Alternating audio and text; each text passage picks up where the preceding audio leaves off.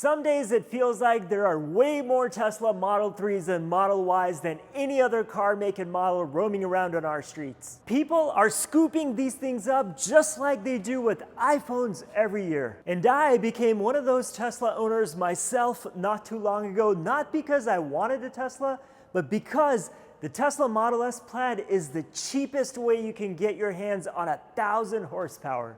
Having owned my 2021 Tesla Model S Plaid for about 6 months now, in this video, I wanted to compare this 2021 Model 3 with my Model S and let you know if the Model S is really worth the premium over a Model 3. Let's forget the fact that my Model S is a Plaid with 1,000 horsepower because aside from that level of power, a Plaid Model S is basically the same thing as a regular old Model S. And I have here a 2021 Tesla Model 3, which I'll compare with my Model S on important parameters like price, comfort level, and gas mileage. Sorry, not gas mileage, but vegetable oil consumption levels. Thanks to Elon Musk dropping prices on new Teslas every other day, you can get really great deals on used Teslas. You can find a 2018 Model 3 with about 50,000 miles for only $19,000, or a 2018 Model S for the mid-20s. But you know what the crazy thing is? You don't even need to stick with the 6-year-old Tesla to get that price.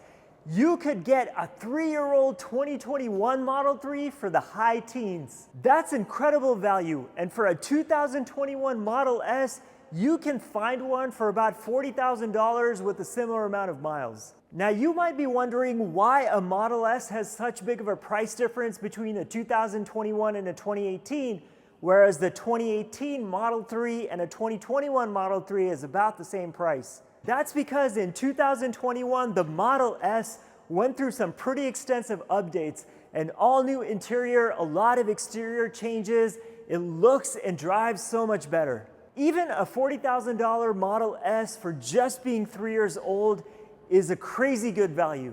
A 2018 Model S is a great car, but I would recommend sticking with the 2021 or newer just because you get all of the latest goodies in the technology. And so the question that I'm really going to answer in this video is if a 2021 Model S is really worth double the price of a 2021 Model 3. Now let's talk about the looks. I love the way the Model S looks with its sleek, wide, aggressive stance.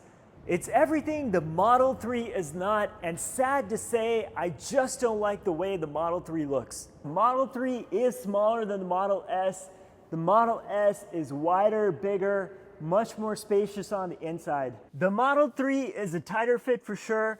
The Model S you can spread out quite a bit, but that doesn't mean that the Model 3 feels cramped. It still feels airy and open, largely thanks to the wide panoramic roof. In the Model 3, the panoramic roof is split into 2 pieces. Not so in the Model S, it's all one giant piece of glass. The biggest difference you'll feel in the back seat, because it is a little tighter in the Model 3. In the Model S, in the back seat, you're in the lap of luxury. It feels like a limo back here, and if you wanted to, you could watch Netflix and chill. You have your own digital display, you have plenty of controls at your fingertips. If you had somebody to drive you around, you could sit back, relax, and enjoy the ride back here. In terms of backseat technology in the Model 3, you got nothing. 3 adults could fit in the Model 3 backseat, but I think they would much prefer the Model S. The seats feel about the same and the driving position is equally as good in both cars. The big difference between the Model 3 and the Model S is the yoke. This came out with the 2021 version of the Model S. Since that time, they've introduced normal steering wheels, but I've gotten used to the yoke. It's not that bad. And what I appreciate about it is you have clear view of the front display, which I love. Especially when you're navigating, you see clear directions and the nav up on the screen. With the Model 3, you still have to look to the side in the main center display. Here, it's right in front of your face.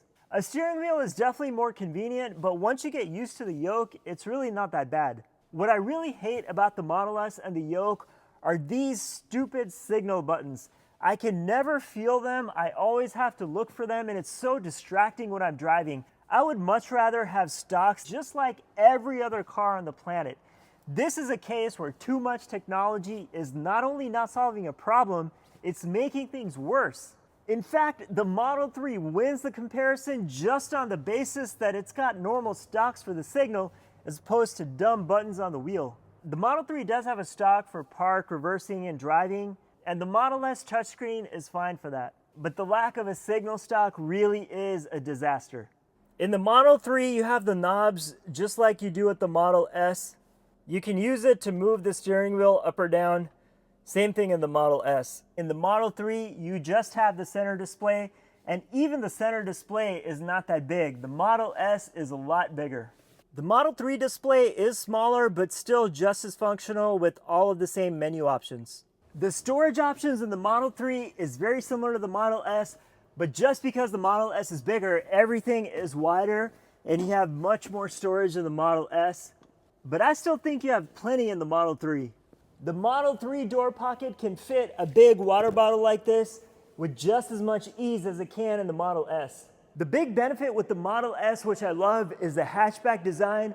With the Model 3, you don't get a hatchback, you instead get a normal trunk, which is still pretty big and open. It's pretty deep, so you can fit a lot of stuff in here.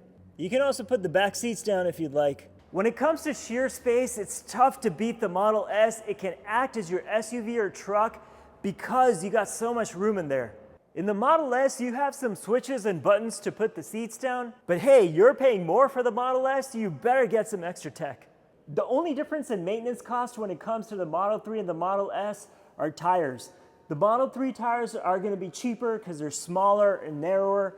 In my case, for the Model S, I had to spend $1,500 for these back tires, but then also it's the plaid. With both the Model 3 and the Model S, you're probably not going to have to touch the brakes because you barely use them. Thanks to regenerative braking, both cars slow down as soon as you lift off the accelerator, which means that you barely use the brakes, which has been absolutely the case with my Model S. Assuming nothing goes wrong with the computer side of things with this massive computer on wheels, in terms of maintenance costs, you really have nothing else to worry about. With charging, the story is the same with both the Model 3 and the Model S. Plenty of superchargers to plug in your Tesla and charge anywhere.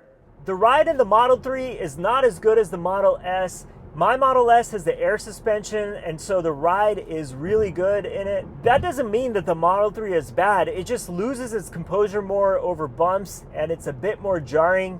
But knowing that you only paid $19,000 for a used 2021 Model 3, I think you'll feel that the ride is just fine.